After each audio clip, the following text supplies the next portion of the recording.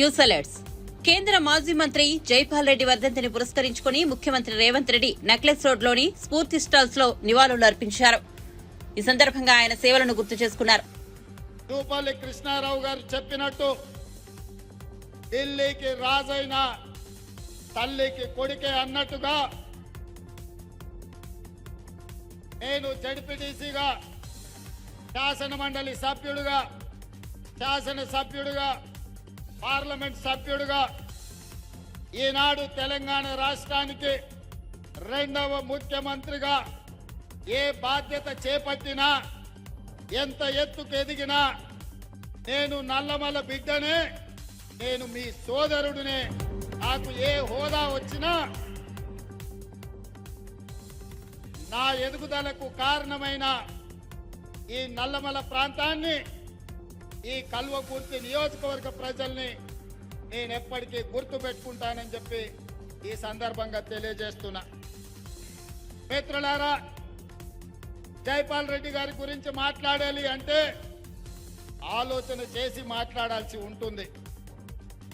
వారు ప్రజాప్రతినిధిగా కాదు, వారు ఒక పార్టీ నాయకుడిగా కాదు, వారు ఒక సిద్ధాంతకర్తగా ఈ దేశ రాజకీయాలను ఏ విధంగా సిద్ధాంతం వైపు మళ్లించాలో అందులో లోతైన విశ్లేషణ చేసి వారు 4 సార్లు శాసనసభ్యుడిగా ఈ కల్వకుర్తి ప్రాంతం నుంచి, 5 సార్లు లోక్సభ సభ్యుడిగా, 2 సార్లు రాజ్యసభ సభ్యుడిగా, 1969లో మొట్టమొదటిసారి శాసనసభ్యుడిగా ఎన్నికై వారి చివరి శ్వాస వరకు ప్రజా జీవితంలో ఉండి, వారికి అధికారం ఉన్నా లేకపోయినా వారు ఎప్పుడు సిద్ధాంతాలను వదలలేదు, ప్రజా సమస్యలను ప్రస్తావించకుండా ఊరుకోలేదు. చాలా మంది నాయకులు పార్టీలు మారినప్పుడు పదవులను దృష్టిలో పెట్టుకొని ఎన్నికల్లో నెగ్గడానికి ఆలోచన చేస్తారు. కానీ విధి లేని పరిస్థితిలో రాజకీయాలలో జరిగిన పరిణామాలను దృష్టిలో పెట్టుకున్నప్పుడు జైపాల్ రెడ్డి గారు తన నిర్ణయాన్ని సిద్ధాంతపరంగా, తన నమ్మిన సిద్ధాంతం కోసం గెలిచినా ఓడినా నమ్మిన సిద్ధాంతాన్ని, ఆ సిద్ధాంతాన్ని పాటించే రాజకీయ పార్టీలో చేరాలి అని వారు ముందుకు సాగిన ఈ కల్వకుర్తి ప్రాంతం ప్రజా సమస్యల పరిష్కారంలో సిద్ధాంతాల ప్రాతిపదికన రాజకీయాలను చూసింది. ఒక ఎడమ కృష్ణారెడ్డి గారు కావచ్చు, ఒక దేప గోపాల్ రెడ్డి గారు కావచ్చు, ఒక మహేంద్రనాథ్ గారు కావచ్చు, ఉత్తమ పార్లమెంటేరియన్ కీర్తిశేషులు జైపాల్ రెడ్డి గారు కావచ్చు. ఏ రోజు కూడా పదవులతోని వాళ్లకు గౌరవం రాలే, వాళ్లతోనే పదవులకు వన్నె వచ్చింది, గౌరవం తెచ్చింది.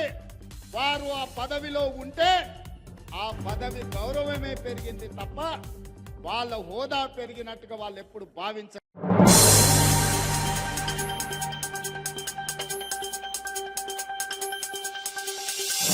మార్చి 22న విశాఖ పోర్టుకు దిగుమతైన 25,000 కోట్ల డ్రగ్స్ కేసు ఏమైందని సంధ్య ఆక్వా ఎక్స్పర్ట్ సంస్థ ఇంపోర్ట్ చేసినట్లు అప్పట్లో తెలిపారని, ఆ సంస్థతో బీజేపీ పెద్దలకు సంబంధాలున్నాయని తెలిసిందని వైసీపీ నేత మాజీ మంత్రి బొత్స సత్యనారాయణ అన్నారు. ఆయన విశాఖలో మీడియాతో మాట్లాడుతూ ఎన్నికలకు ముందు వైసీపీ పార్టీపై నిందలు వేశారని, పార్లమెంట్లో ఎంపీలు ఈ విషయాన్ని ప్రశ్నించాలని, వాస్తవాలు ఏంటి, ఎందుకు ఉపేక్షిస్తున్నారో చెప్పాలని డిమాండ్ చేశారు. రాష్ట్ర ప్రభుత్వం మీద అప్పుడున్న ప్రతిపక్షాలు వచ్చి రాష్ట్ర ప్రభుత్వం మీద దుమ్మెత్తిపోయడం, ఆ తర్వాత అది ఎక్కడికి వచ్చిందని, ఎవరు దీన్ని వచ్చింది ట్రాన్స్పోర్ట్ చేశారంటే అది సంధ్య ఆక్వా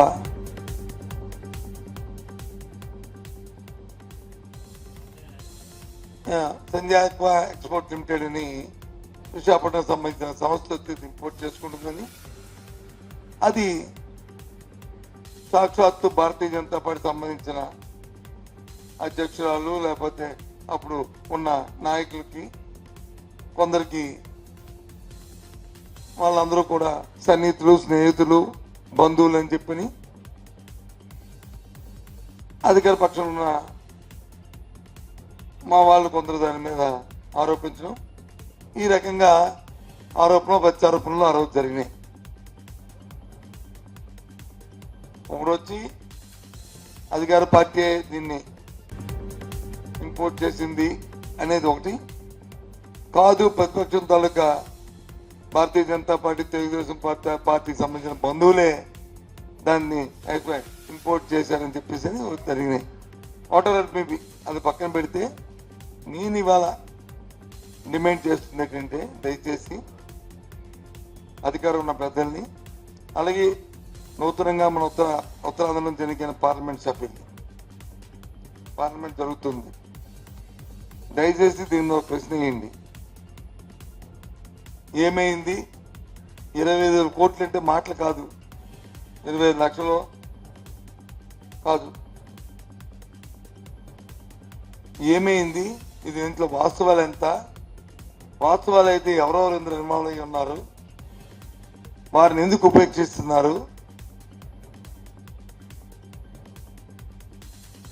అని దాని మీద కావాలి.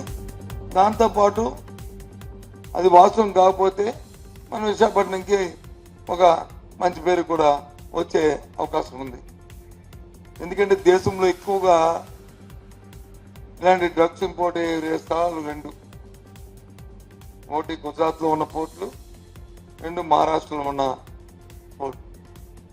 ఆంధ్రప్రదేశ్కి ఎప్పుడు ఇలాంటి లేదు, కానీ ఇది వచ్చింది. కాబట్టి దయచేసి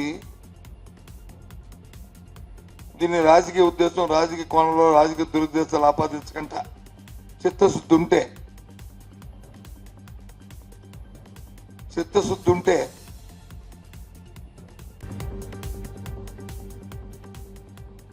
స్థానిక నాయకు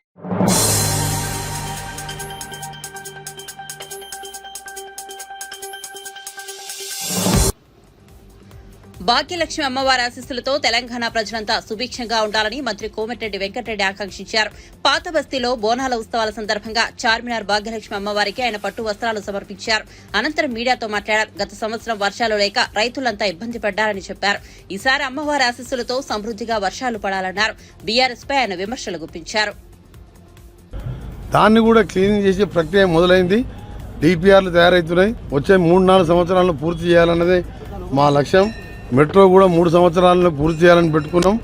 ఉస్మానియా హాస్పిటల్ ప్లేస్లో అదే డిజైన్తో కొత్త ఉస్మానియా హాస్పిటల్ రాబోతున్నది.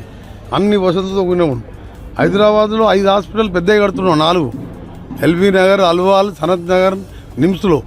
కానీ ఉస్మానియా ఉంటేనే ఈ ప్రాంత పేద ప్రజలందరికీ కూడా అందుబాటులో ఉంటుంది.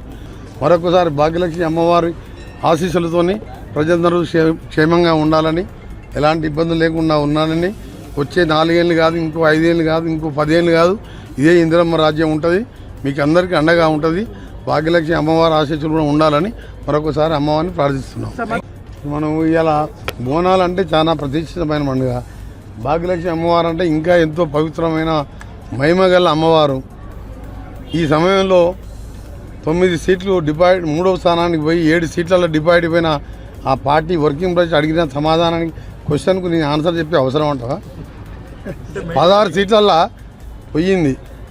ఇక వాళ్ళు కూడా పార్టీ మీద ఆశ వదులుకున్నారు. అలాంటి క్వశ్చన్కి ఆన్సర్ చేస్తే ఈ పండుగ రోజు వాతావరణం ఖరాబ్ అవుతుంది. అది వాళ్ళ విజ్ఞతకే వదిలిపెడుతున్నా. 3 ఏళ్ల కింద ప్రాజెక్టు కట్టిండ్రు, 70 ఏళ్ల కింద సాగర్ కడితే ఒక్క గీత పడలేదు, బాక్రా నగర్ కడితే ఒకటి గీత పడలేదు. ఇది అందరూ కూడా నిపుణుల కమిటీ నేషనల్ మన NDSA వాళ్ళు రిపోర్ట్ ఇచ్చారు. మాకు రిపోర్ట్ క్యాబినెట్ మినిస్టర్లు అందరికీ కూడా మాకు సర్క్యులేట్ చేసినాం. ఇప్పుడు తాత్కాలికంగా రిపేర్ చేసినా ఈ ఫ్యూచర్లో ఈ 3 బ్యారేజీలు కూడా ఉంటాయని గ్యారంటీ లేదని చెప్పి రిపోర్ట్ కాపీ కేటీఆర్ గారికి మధ్యాహ్నం ఇంటికి పోయిన తర్వాత కాపీ పంపిస్తాం. ఆ తప్పు అయిపోయింది, మాది పొరపాటున కట్టాం, కమిషన్ కోసం కట్టామా దేనికోసం కట్టామా, పొరపాటు అయిందని చెప్పి తెలంగాణ ప్రజలకు తప్పైందని చెప్పి ఆ 2 లక్షల కోట్లు ఇవాళ గోదావరిలో కలిపినట్టు అయింది. ఆ 2 లక్షల కోట్లు ఉంటే ప్రతి ఒక్కరికి ఇందిరమ్మ ఇల్లు కడుతుంటే, ప్రతి ఒక్కరికి ఉపాధి. ఆయన చెప్పిన నిన్న 3,116 ఇస్తా అని చెప్పి నిరుద్యోగుల పుస్తకం మేము 3,000 అన్నాం, 3,116 అన్నాడు. 57 ఏళ్ళకే పెన్షన్ 4,000 అన్నాడు. ఏమి ఇయ్యలే. ఇవాళ మేము చెప్పిన 6 పాయింట్లలో మీ కరెంట్ బిల్ వస్తుందా, మీకు 0 బిల్ వస్తుందా, మీకు 1000 రూపాయలు వస్తుందా? మరి హరీష్ రావు గారు ఆ పాయింట్ చెప్పారు. నెలకు 1000 రూపాయలు అంటే సంవత్సరానికి 12,000 మిగిలిచ్చినాం కదా. ఆ సిలిండర్ ఇప్పుడు 700 మీకు అకౌంట్లో వాపసు పడుతున్నాయి కదా, అందరికి వస్తున్నాయి కదా. 700 అంటే సంవత్సరానికి అదొక 10,000. బస్సులో ఫ్రీ, 70 కోట్ల మంది తిరిగిన బస్సులో. ఈరోజు మేము ఒకటే చెప్తున్నాం, నవంబర్లో వాళ్ళు ఉన్నప్పుడే అది కూలిపోయింది. దానికి ఫస్ట్ రోజు పోలీస్ ఆఫీసర్తో కుట్ర అని చెప్పాను. కుట్ర ఇదేదో కుట్రలాగా కనబడుతుంది. కుట్ర పెట్టి బాంబులు పెడితే ఆ డ్యామ్ పైకి లేస్తుందా, కిందికి పొంగుతుందా? కిందికి పోవాలి కదా, పైకి లేవాలి కదా. కిందికి పోయింది. ఫౌండేషన్ లేదు, నాలెడ్జ్ లేదు. ముఖ్యమంత్రి ఆయనే, చీఫ్ ఇంజనీర్ ఆయనే, చీఫ్ మినిస్టర్ ఆయనే. ఆయనకు ఎవరు సలహాలు లేరు. మనకేందంటే పాపం తగులుతుంది. వాళ్ళ దేవుని దగ్గర ఎక్కువ మాట్లాడితే వాళ్ళని తిరితే.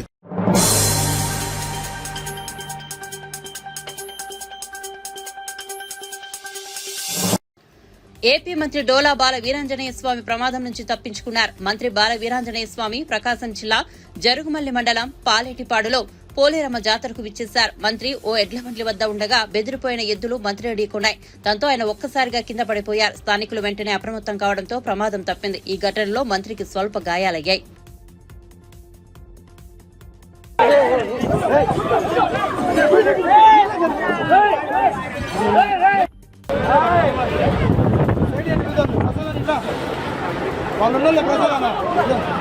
సార్ కొంచెం ముందు రండి సార్, వెనక తగ్గింది.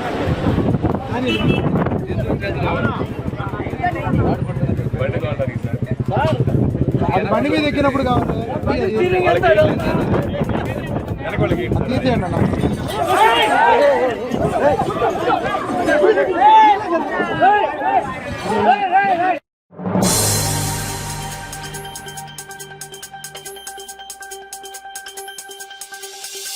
తెలంగాణ ప్రజల సంప్రదాయ బోనాల పండుగ సందర్భంగా ప్రజలకు మాజీ ఉపరాష్ట్రపతి వెంకయ్యనాయుడు హృదయపూర్వక శుభాకాంక్షలు తెలిపారు. బోనాల పండుగ పురస్కరించుకుని హైదరాబాద్ రామ్నగర్లోని హర్యానా గవర్నర్ బండారు దత్తాత్రేయ నివాసానికి వెంకయ్యనాయుడు విచ్చేశారు. సమాజంలోని ప్రజలందరూ సుఖ సంతోషాలతో ఉండాలని, అందరి కుటుంబాల్లో ఆనందం వెల్లివిరియాలని వెంకయ్యనాయుడు ఆకాంక్షించారు. ఈ సందర్భంగా వెంకయ్యను బండారు దత్తాత్రేయ శాల్వాతో సత్కరించారు.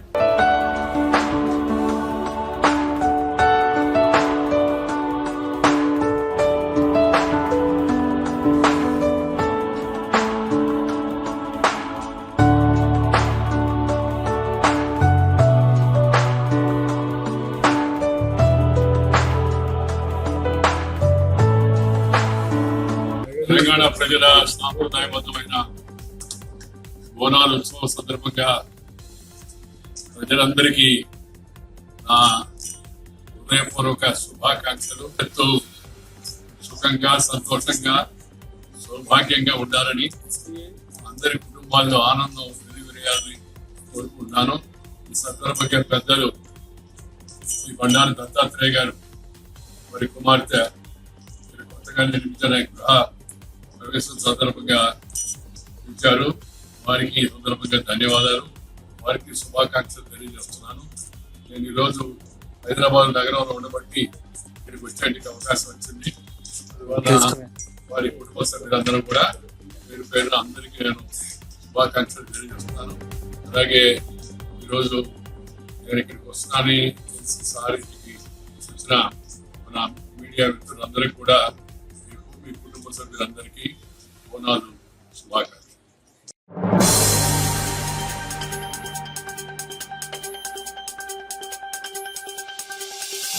రంజాన్ పండుగకు 33 కోట్లు కేటాయిస్తారు. తబ్లిగీ జమాతే సంస్థకు 2.4 కోట్లు ఇస్తారు. బోనాల పండుగ సందర్భంగా పాత బస్తీలోని దేవాలయాలకు 5 లక్షలు ఇస్తారా? హిందువులు ఏమైనా బిచ్చగాలనుకుంటున్నారా? మీ దగ్గర బిచ్చగాలమే వల్ల అంటూ కేంద్ర హోంశాఖ సహాయ మంత్రి బండి సంజయ్ కుమార్ రాష్ట్ర ప్రభుత్వ తీరుపై తీవ్రస్థాయిలో ధ్వజమెత్తారు. బీజేపీ అధికారంలోకి రాగానే గల్లీ గల్లీలో అధికారికంగా బోనాల ఉత్సవాలను అత్యంత వైభవంగా నిర్వహిస్తామని ప్రకటించారు. పాత బస్తీ భాగ్యలక్ష్మి అమ్మవారి ఆలయాన్ని గోల్డెన్ టెంపుల్ గా మారుస్తామని ఉద్ఘాటించారు. బోనాల పండుగ సందర్భంగా పాత బస్తీలోని వివిధ ఆలయాల సందర్శనలో బిజీగా ఉన్న బండి సంజయ్ తొలుత భాగ్యలక్ష్మి అమ్మవారి ఆలయాన్ని దర్శించుకున్నారు. పార్టీ నేతలతో కలిసి ప్రత్యేక పూజలు నిర్వహించారు. అనంతరం గౌలిపురాలో ప్రధానమంత్రి మన్ కీ బాత్ ప్రత్యక్ష ప్రసారాలను వీక్షించారు. అంతకుముందు భాగ్యలక్ష్మి ఆలయ సమీపంలో మీడియాతో మాట్లాడారు. అందరికీ బోనాల పండుగ సందర్భంగా మా అక్క చెల్లెలకు, అన్నదమ్ములకు ముఖ్యంగా తెలంగాణ ఆడబిడ్డలకు అందరూ కూడా బోనాల పండుగ శుభాకాంక్షలు. ఇలా భాగ్యనగర్ ఈ ఆషాఢ మాసం సందర్భంగా భాగ్యనగర్ గల్లీ గల్లీలో బస్తీ బస్తీలో ప్రారంభమైనటువంటి ఈ బోనాల జాతర తెలంగాణ రాష్ట్ర వ్యాప్తంగా వ్యాపించింది. తెలంగాణ రాష్ట్ర వ్యాప్తంగా కూడా ఇలా బోనాల పండుగను ఒక భక్తియుత ధార్మిక వాతావరణంలో నిర్వహించుకుంటా ఉన్నారు. భాగ్యనగర్లో కూడా ఒక పండుగ వాతావరణం. సరే, అన్ని కుటుంబాలు కలిసి ఒక బస్తీలో సామూహికంగా ఆ తల్లికి బోనం సమర్పించడం, మన కష్టాలు తీరుతాయి అని చెప్పి ఒక విశ్వాసం, నమ్మకం ఇలా హిందూ సమాజం లోపల, హిందూ భక్తుల లోపల ఉంది. కాబట్టి ఇవాళ ఈ పండుగ వాతావరణం నెలకొంది. ఇలా బోనం అంటే అమ్మవారికి నైవేద్యం. అమ్మవారికి నైవేద్యం సమర్పిస్తే ఇవాళ కష్టాలు తీరుతాయని చెప్పి ఒక నమ్మకం, విశ్వాసం. దాంతో ముఖ్యంగా ఈ భాగ్యనగర్లో ఇవాళ మూసీనతోని ఆ నీళ్లతోని ఆ కాలంలో భాగ్యనగర్ ప్రజలు ఇబ్బంది పడుతుంటే ఆ తల్లికి బోనం సమర్పించాలని చెప్పి వాళ్ళ లాల్ దర్వాజాలోని ఆ తల్లికి బోనం సమర్పించడం ద్వారా ఆ ప్రమాదం నుంచి బయటపడ్డామని చెప్పి ఒక నమ్మకం, విశ్వాసం సమాజం లోపల ఉంది. ప్లేవ్ వ్యాధితోని భాగ్యనగరం అంతా ఇబ్బంది పడుతుంటే ఆ తల్లికి బోనం సమర్పిస్తే ఈ అంటువ్యాధి నుంచి బయటపడతామని చెప్పి అప్పుడున్న జవాన్లు, ఆర్మీ జవాన్లు, సామాన్య ప్రజలందరూ కూడా ఆ తల్లికి బోనం సమర్పిస్తే ఈ అంటువ్యాధి నుంచి బయటపడతామని చెప్పి ఒక నమ్మకం, విశ్వాసంతో సికింద్రాబాద్ అమ్మవారి యొక్క దేవాలయంలో బోనం సమర్పించడం జరిగింది. దీంతో పాటు ఒక సైంటిఫిక్ రీజన్ కూడా ఉంది. ఆ బోనానికి చుట్టూ పసుపు రాయడము, వేపావు కట్టడము, దీని ద్వారా బ్యాక్టీరియా, వైరస్ నుంచి మనం కాపాడగలుగుతామని చెప్పి ఒక విషయం కూడా మనం గమనించాల్సిన అవసరం ఉంటుంది. మరి ఇటువంటి పరిస్థితుల్లో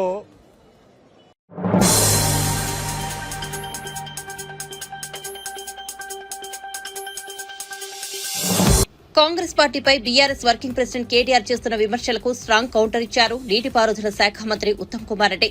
కాళేశ్వరం ప్రాజెక్టుపై కేటీఆర్ మళ్లీ అనాలోచితంగా మాట్లాడారని మండిపడ్డారు. కేటీఆర్ వ్యాఖ్యలకు ఖండిస్తున్నామన్నారు. గత ప్రభుత్వం కమిషన్ల కోసమే కకృతిపడి ప్రాజెక్టులు కట్టారని నీటిపారుదల శాఖ మంత్రి ఉత్తమ్ కుమార్ రెడ్డి విమర్శించారు. బీఆర్ఎస్ చర్యలతో రైతులు, ప్రజలు ఇబ్బందులు పడుతున్నారని ఉత్తమ్ తెలిపారు. బీఆర్ఎస్ నాసిరకం ప్రాజెక్టులు కట్టడం వల్లే లోపాలు తలెత్తుతున్నాయని ఆరోపించారు. కాళేశ్వరం ప్రాజెక్టుపై కేటీఆర్ పచ్చి అబద్దాలు మాట్లాడుతున్నారని మంత్రి ఉత్తమ్ కుమార్ రెడ్డి మండిపడ్డారు.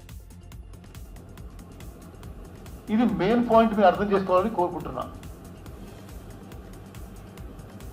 మేడిగడ్డ ప్రాజెక్టు కట్టిందండి.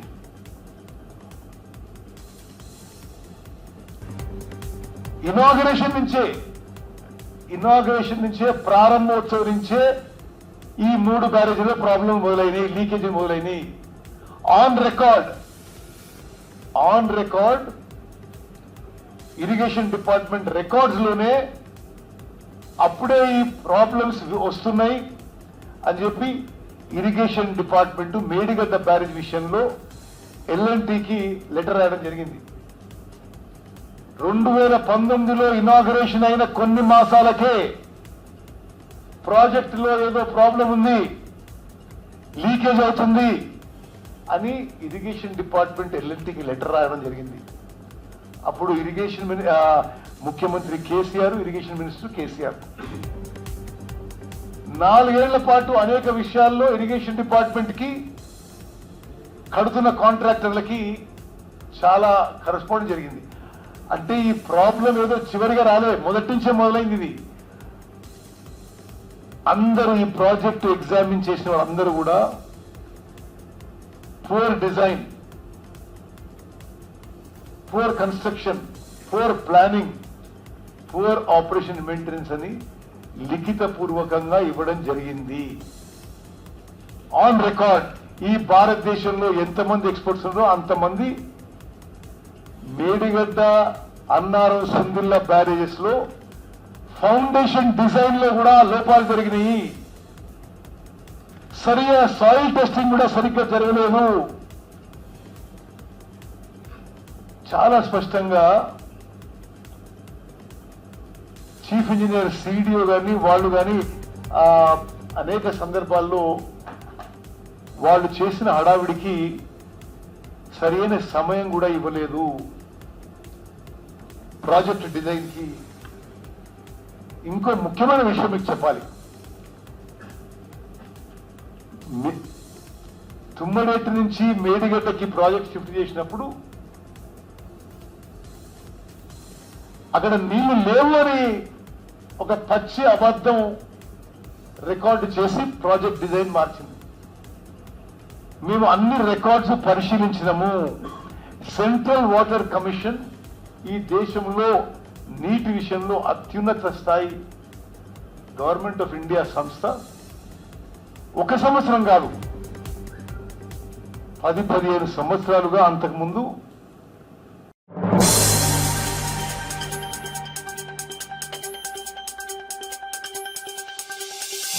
మాన్ కీ బాత్ 112వ కార్యక్రమంలో ప్రధాని నరేంద్ర మోదీ మాట్లాడారు. విద్యార్థులు తల్లిదండ్రులతో మోదీ ముచ్చటించారు. పారిస్ ఒలింపిక్స్ లో పాల్గొన్న దేశ క్రీడాకారులకు మరోసారి మన్ కీ బాత్ కార్యక్రమం ద్వారా శుభాకాంక్షలు తెలిపారు. ప్రపంచ వేదికపై భారత క్రీడాకారులు త్రివర్ణ పతాకాన్ని ఎగురవేస్తారన్నారు. అంతర్జాతీయ గణిత ఒలింపియాడ్లో భారతీయ విద్యార్థులు అద్భుత ప్రదర్శన చేశారని మోదీ కొనియాడారు. డ్రగ్స్ మహమ్మారిని నిర్మూలించేందుకు మానస్ హెల్ప్ లైన్ వినియోగించుకోవాలని ప్రధాని మోదీ దేశ ప్రజలను కోరారు. డ్రగ్స్ సరఫరా, వినియోగం గురించి సమాచారం తెలిస్తే స్థానిక పోలీసులకు సమాచారం అందజేయాలని రిక్వెస్ట్ చేశారు. భారతదేశాన్ని డ్రగ్స్ ఫ్రీ దేశంగా మార్చడంలో అందరూ పాల్గొనాలని కోరారు. चाहे ओडिशा की संबलपुरी साड़ी हो, चाहे एमपी की माहेश्वरी साड़ी हो, महाराष्ट्र की पैठणी या विदर्भ के हैंड ब्लॉक प्रिंट्स हो, चाहे हिमाचल के भुट्टिकों के शॉल और ऊनी कपड़े हो, या फिर जम्मू कश्मीर के कनी शॉल हो, देश के कोने कोने में हैंडलूम कारीगरों का काम छाया हुआ है। और आप ये तो जानते ही होंगे, कुछ ही दिन बाद 7 अगस्त को हम नेशनल हैंडलूम डे मनाएंगे। आजकल जिस तरह हैंडलूम उत्पादों ने लोगों के दिलों में अपनी जगह बनाई है, वो वाकई बहुत सफल है, जबरदस्त है। अब तो कई निजी कंपनियां भी एआई के माध्यम से हैंडलूम उत्पाद और सस्टेनेबल फैशन को बढ़ावा दे रही है। कोशा एआई, हैंडलूम इंडिया, डी जंग, नोवा टैग्स, ब्रह्मपुत्रा फेबल्स, ऐसे कितने ही स्टार्टअप भी हैंडलूम उत्पादों को लोकप्रिय बनाने में जुटे हैं। मुझे ये देखकर भी अच्छा लगा कि बहुत से लोग अपने यहाँ के ऐसे लोकल प्रोडक्ट्स को पॉपुलर बनाने में जुटे हैं। आप भी अपने लोकल प्रोडक्ट्स को #MyProductMyPride के नाम से सोशल मीडिया पर अपलोड करें। आपका ये छोटा सा प्रयास अनेकों लोगों की जिंदगी बदल देगा। साथियों, हैंडलूम के साथ साथ मैं खादी की बात भी करना चाहूंगा।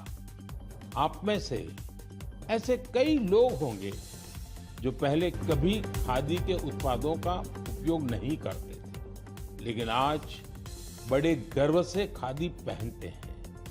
मुझे ये बताते हुए भी आनंद आ रहा है, खादी ग्रामोद्योग का कारोबार पहली बार 1.5 लाख करोड़ रुपए के पार पहुंच गया है। सोचिए, 1.5 लाख करोड़ रुपए।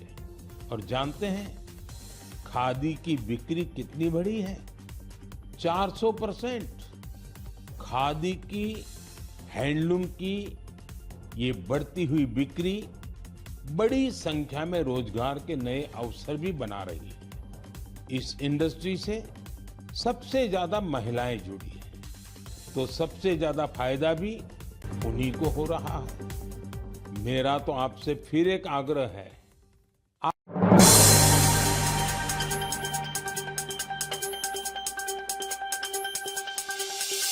మచిలీపట్నం వద్ద సముద్రంలో మత్స్యకారుల వలకు ఓ భారీ సొరచేప చిక్కింది. దీని బరువు 1.5 టన్నులు ఉంటుంది. దీన్ని మచ్చల సొర అని కూడా పిలుస్తారు. గిలక దిండి వద్ద స్థానిక మత్స్యకారులు దీన్ని ఒడ్డుకు తీసుకొచ్చేందుకు తీవ్రంగా శ్రమించాల్సి వచ్చింది. ఓ క్రేన్ సాయంతో దీన్ని వెలుపలకు తీసుకొచ్చారు. చెన్నైకి చెందిన వ్యాపారులు ఈ భారీ సొరచేపను కొనుగోలు చేశారు. ఈ తరహా సొరచేపలు తీరానికి చేరువుగా రావడం చాలా అరుదు. ఒక్కోసారి ఇతర చేపలను వేలాడుతూ ఇవి తీరాలకు దగ్గరగా వస్తుంటాయి. అలాంటి సమయాల్లోనే మత్స్యకారుల వలలకు చిక్కుతుంటాయి.